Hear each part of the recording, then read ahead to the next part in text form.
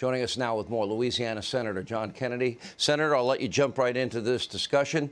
All of these problems that we're discussing here are preventable, and they're all about to get worse, because if we fire the healthcare workers and the cops and the firemen and the other medical workers and our military, I hate to think what that impact will be on the economy.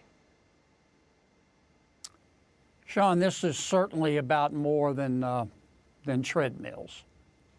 If you have a pulse and a marginal desire for a better life, you know that President Biden is in trouble, and therefore America's in trouble. Measured any way you want.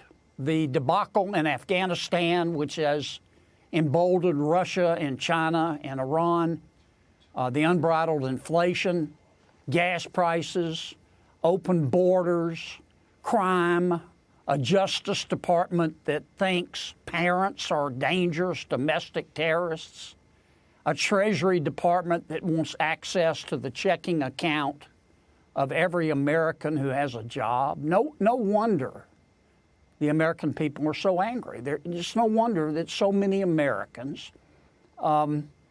think that this administration doesn't care about them or their lives or their future.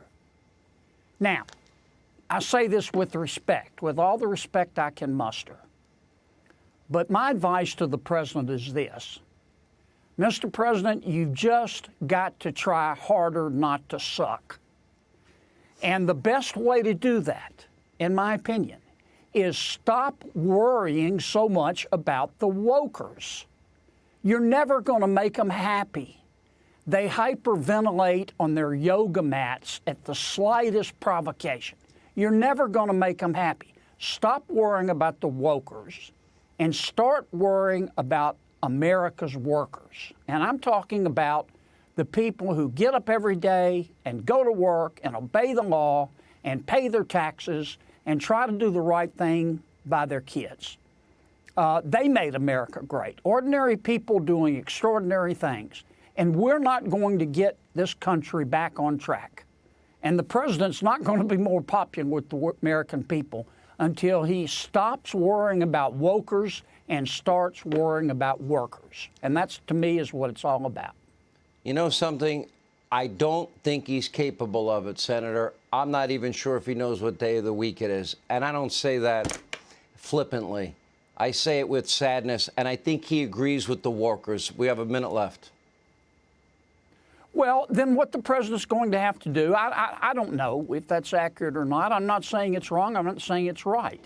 The president then is going to have to replace some of the people around him who seem to be obsessed with trying to make the left of Lenin neo-socialist Bolsheviks happy. But wait a minute, Senator, he signed the Bernie Biden manifesto, didn't he? Oh, I'm not excusing the president. He's ultimately responsible. But Senator Bernie Sanders, he tested negative for president. I mean, the American people didn't elect him. They elected Joe Biden. And Joe Biden basically said, look, I will govern from the middle. I'll be the second coming of Barack Obama, maybe a little left of middle. Instead, he's been the second cousin of Bernie Sanders. And his entire administration is owned lock, stock, and barrel by the wokers. And they're not America. Hey, Sean Hannity here. Hey, click here to subscribe to Fox News YouTube page and catch our hottest interviews and most compelling analysis. You will not get it anywhere else.